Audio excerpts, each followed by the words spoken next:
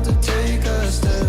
I'm on the cliff, I'm about to lose my grip. I'm jumping off, I'm gonna be a fanatic. Hey guys, this is Hope Said It, back with another Hope Said It Uncut video for you. I brought Brandon, and just like I said in my blog post this week, he is here talking about date nights. And the fact that he is here, he's a little under the weather.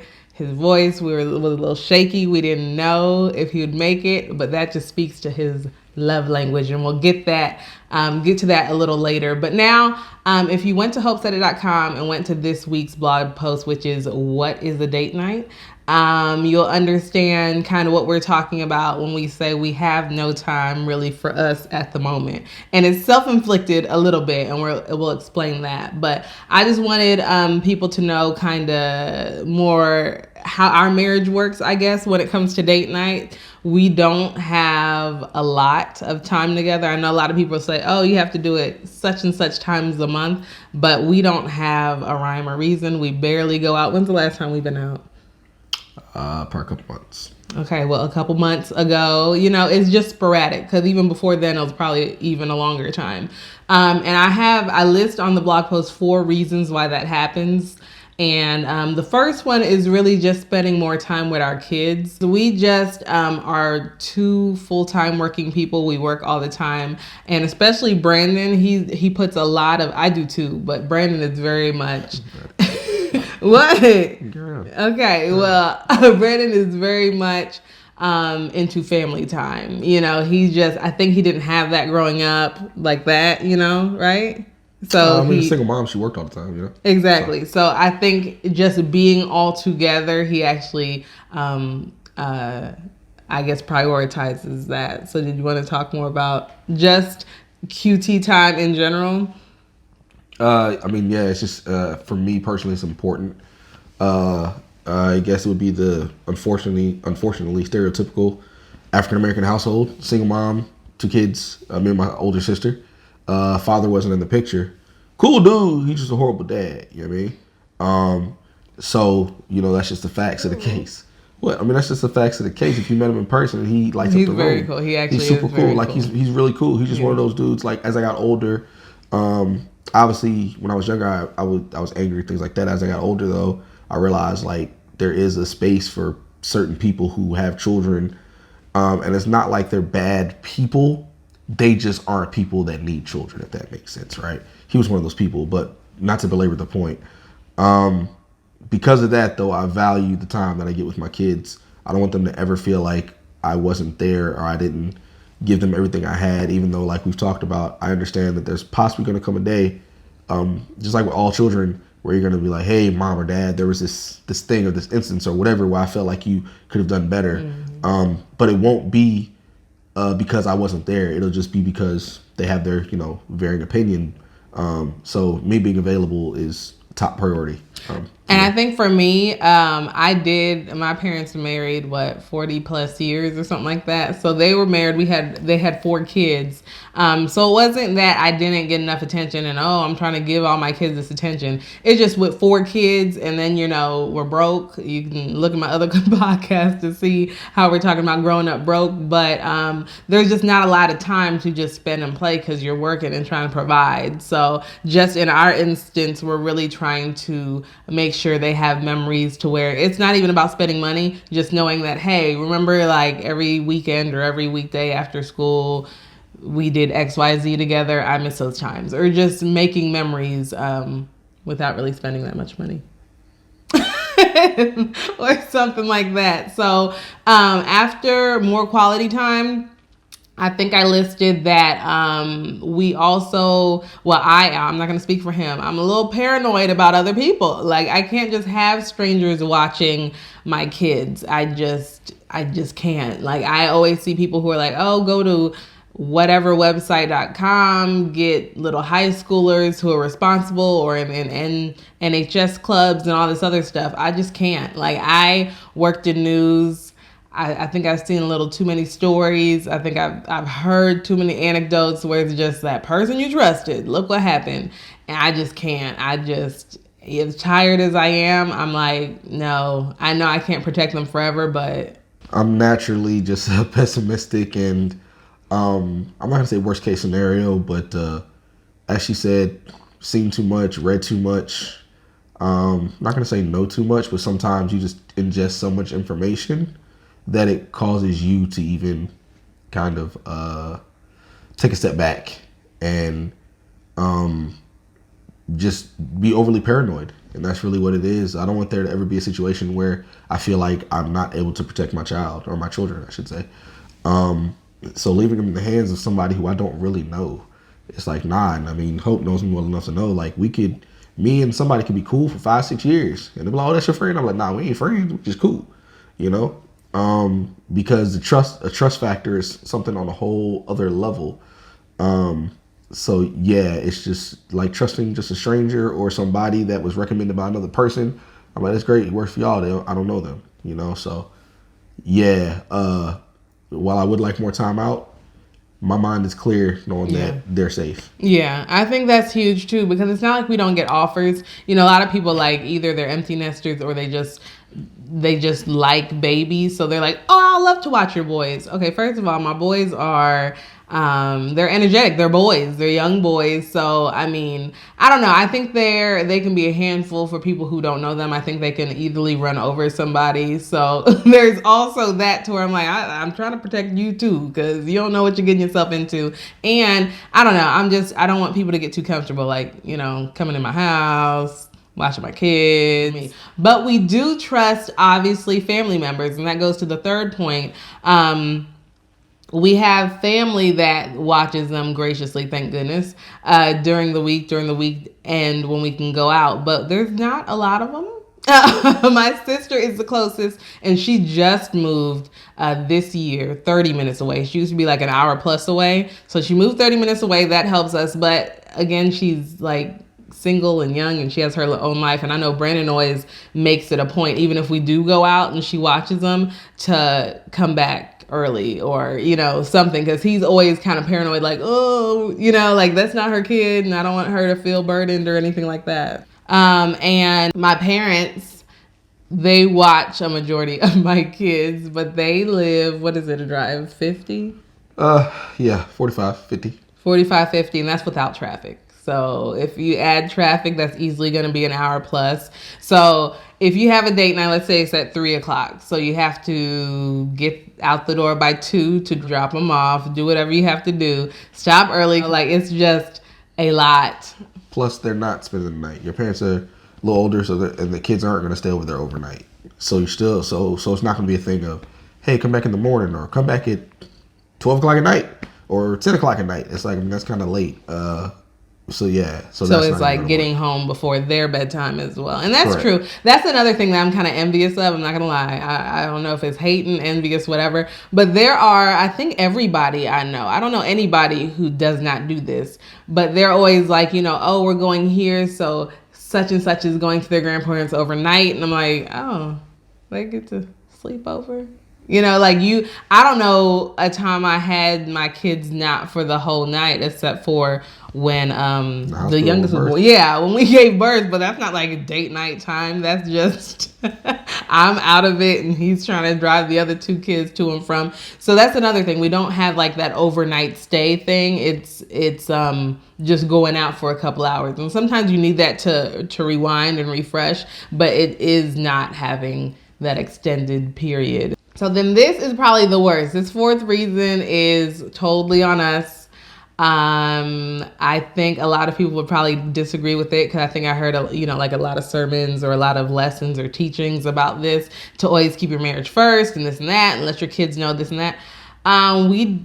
We not that we don't keep our marriage first. We're very solid, I feel. But when we had our kids, it's just a lot. So it's almost like we said, hey, we're good, right? Okay, so we're going to take care of these kids, because it is never ending. It's like a cycle. Like, one sleeps kind of late, wakes up in the night, and that's me. They wake up early, that's him. Like, we're not really, it's almost like passing ships sometimes. We do chill, like, on the weekends sometimes, depending on the activity. But it's almost like we said, hey, we're good. Marriage, we're gonna talk, we're still best friends, we're gonna talk, but just in the day-to-day, we were just like, you know, children are a priority right now, especially in their formative years. They're really young, and then we'll get back right like after. I look at it a little bit differently. I don't think we like consciously or at any point made a decision like kids first, marriage second. I think we do what we can to make each other know like the marriage is still top of my mind, forefront of my mind, first in my mind. But we definitely both have a mutual eagerness to make sure that the kids are taken care of, they have what they need, and that they're getting everything that they deserve as far as our love, our attention, quality education, all those things that either we feel we ever missed out on or we feel a child needs, especially in the early years, to kind of get that good foundation. We make sure that they have it. Now, if one of those things were slipping, if one of those things had fallen by the wayside, then we in our marriage would also feel like, well, we've failed to an extent as a parent. Excuse me. So, I think while we do put a lot of energy and time and effort and mental capacity into the children, those times, oftentimes, especially me and you, spend together late nights, up late talking. When we do get out, we make sure we do something. It's not like hey, we're going to the movies. It's like, nah, man, let's go to, this nice restaurant, or let's do this thing we haven't done. Or, I remember times where we've literally gone to the park and just chilled for hours, like, talking, just kicking and hanging, right? Yeah, doing the things that made us fall in love, the things that when we were in college, our relationship has never been based around money or finance or any of that stuff. It's always just been a straight up friendship that grew into a love, and now we're married or whatever. So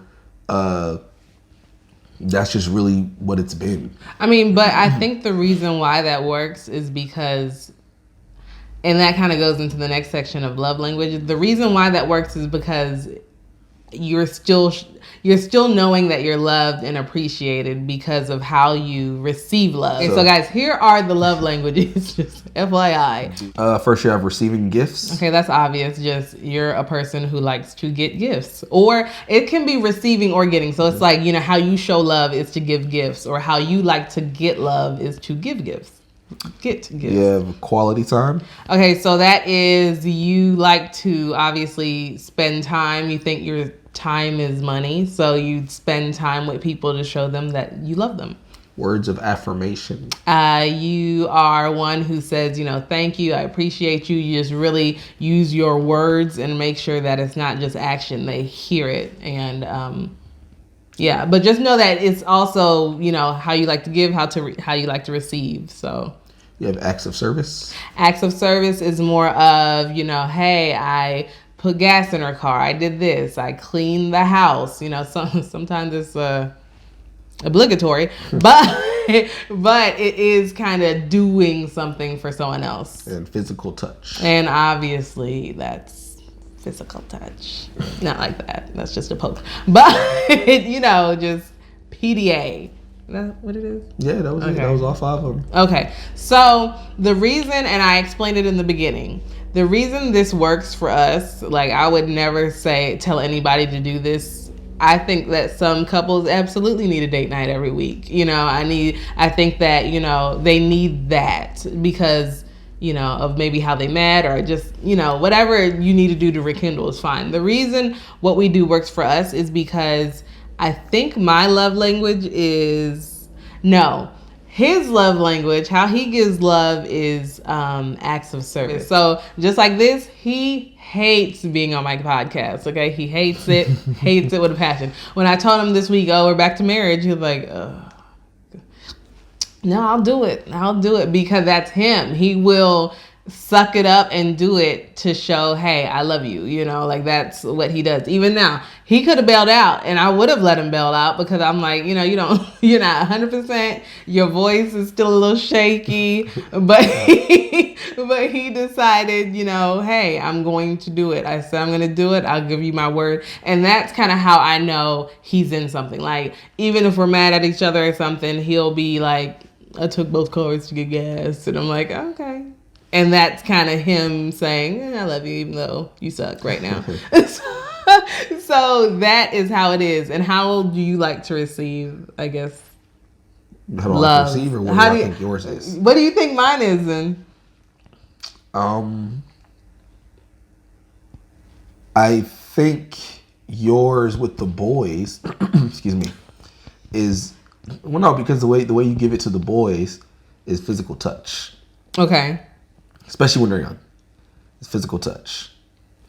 I think the way we communicate, the way me and you, or you reciprocate your love language to me, is actually quality time.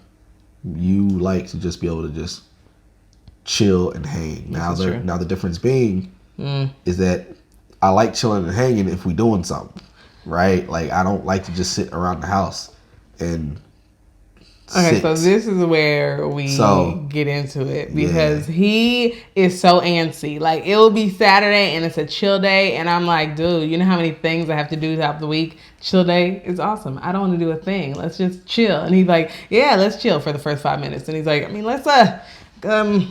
Want to go? I was like, no, I don't. Like, just sit down. Like you even said you're tired. Sit your butt down. Let's chill. I'm tired, but I can't go to sleep. Kids are He can't so do that. Who cares? He can't do that. So that's why I think our mutual love language is acts of service. You know, like I think that's where we're both at an easier spot to where it's like, okay, we're doing something. It's for each other. You know, but.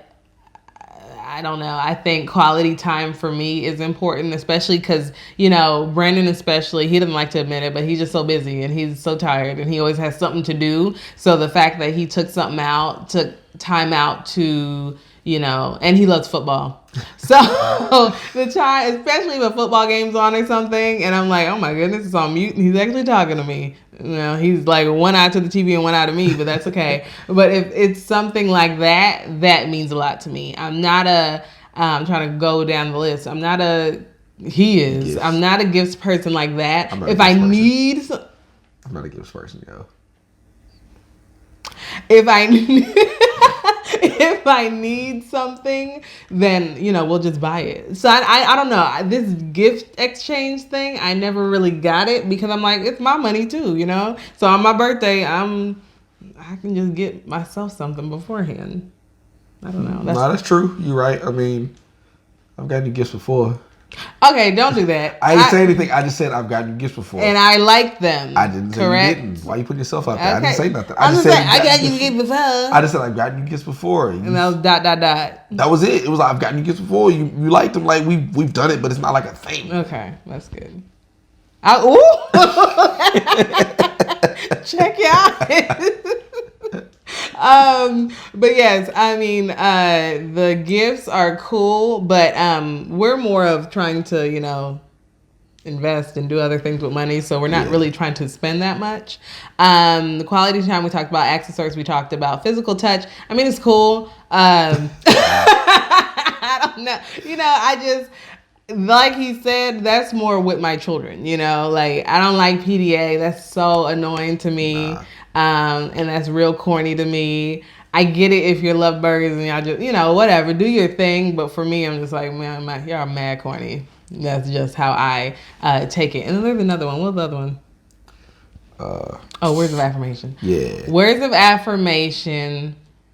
That's cool too. I think everybody needs to hear thank you. I think everybody needs to hear they're appreciated every once in a while. And I think you need to hear that too. Like if he did the dishes and cleaned the house and chained this and did that and took the boys here and this and that, and I was just like, oh, then he'd be like, like, hello, you know. Well, I think it's just a simple acknowledgement, you know? Yeah. So yeah, I mean, I guess yes and no words of affirmation. I don't need. It's not just pumping them up like you're the best ever. Yeah. But if you've done a bunch of stuff or you've gone out of your way, whether it be me or you, to make some accommodations or make things more comfortable or whatever the case may be, a simple thank you or like, hey, I see you, whatever. Like it's just that's it. And it was like, all right, cool, we good.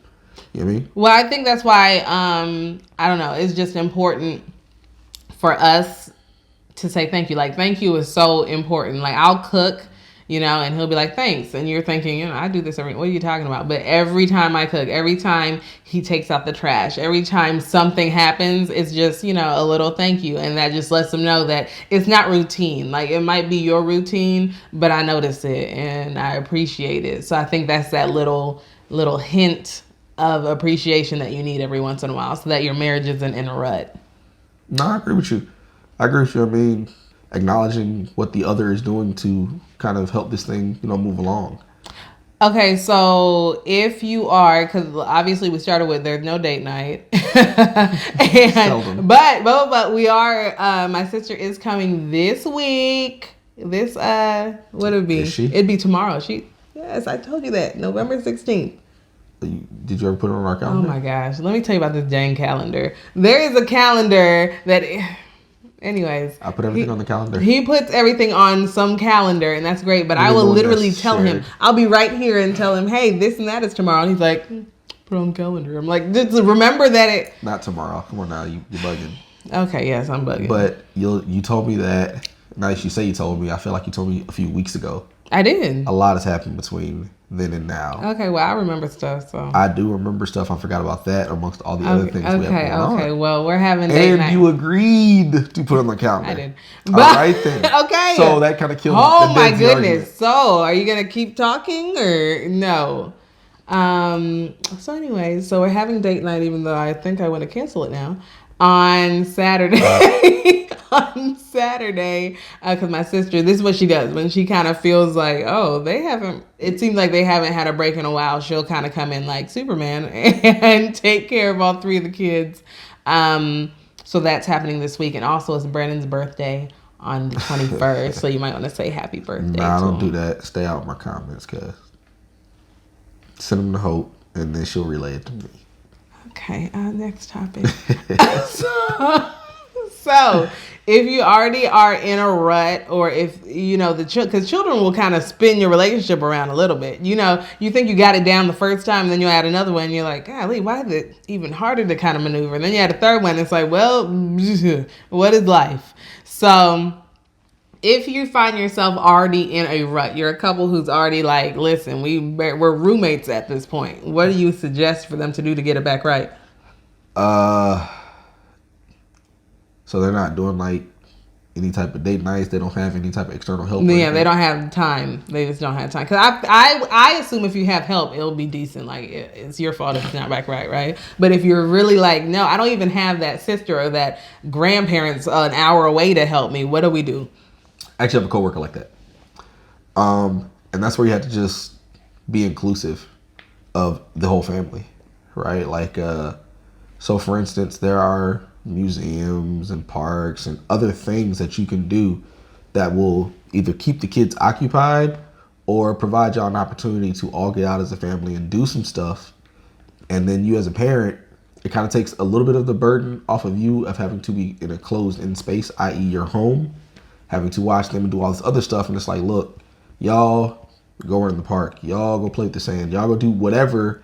And then you and your spouse, significant other, whatever they're doing these days, y'all can kind of kick back, obviously watch the children, but you're not stuck in the house worried about Johnny jumping off the banister or Johnny, what the heck? What kind of name? Yeah, you ain't worried about Devontae.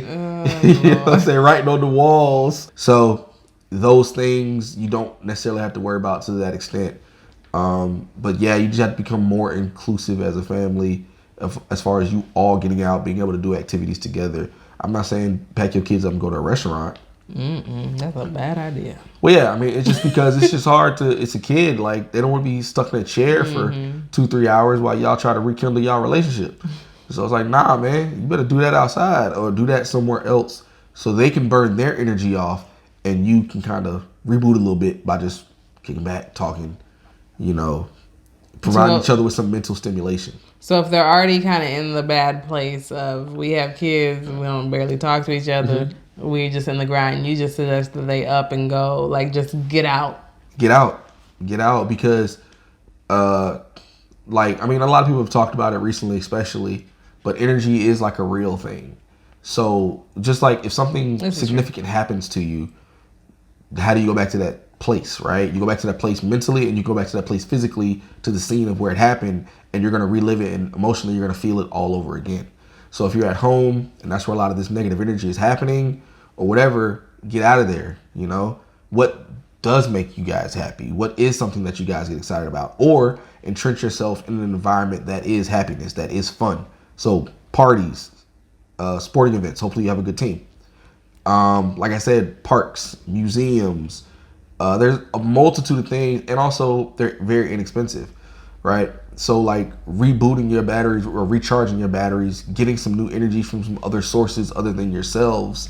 So that way when y'all come back together, hopefully it does create some more positive vibes.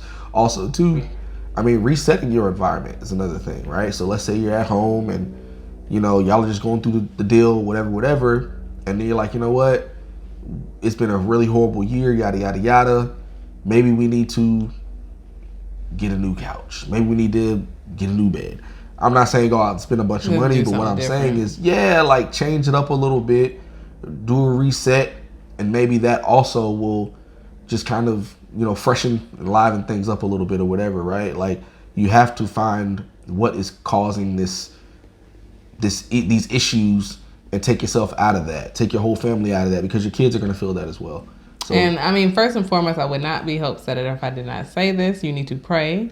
Because that's just important. I think that when you have, you know, God in your relationship, when you put Jesus in the center of it, and then everything else kind of just falls into place. Because we weren't great, you know, like we weren't like, you know, it wasn't like this is the end, but we were so into it. It's just like, wow, 3 kids just kind of through. It's like you had 2 and that's cool, and then you're just juggling. You're like, okay, I think we can do this. I don't know what happened to 3, but that kind of threw it off a little, only because, you know, he still has work, I still have work, we still have these 2 kids, and now where are these 2 kids gonna go, and this and that. Like, it's just going all over the city all the time, not really having time to breathe. So it really was being like, okay, Lord, what are we supposed to do?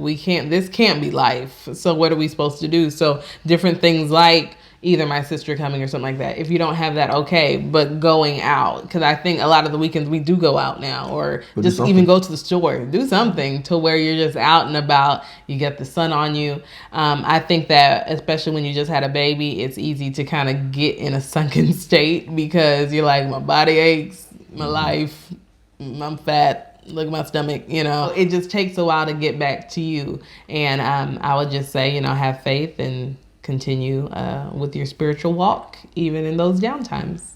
No, you good. You got it. You got the juice. Okay. There's no point of turning to him for extra anything. But saying, you got that little psychology degree, put it to work, carry on. I have a minor in psychology. Let's not fool the people now. Minor. They don't need to know. All right. Anyways, now you do. I talked about the date night. I talked about love languages. I talked about how to get out of a rut. I think I left you with a lot of good information today. And I thank you, Brandon, for coming, sick and all, because the love language is acts of service. Okay, guys, visit hopesaidit.com to read either this week's blog, past blogs. We talk about marriage, motherhood, hair, life. hopesaidit.com. Follow me on social media at Hope Said It. It's just Hope Said It everywhere. Anything else you want to add? No, baby. Proud of you. Keep doing your thing. Thank you so much, babe. Okay, guys, I'll see you next week. Bye. I'll be here. You just kind of tap me in or whatever. Hey. Hey, guys, this is Hope Said It back. You know, you look over here.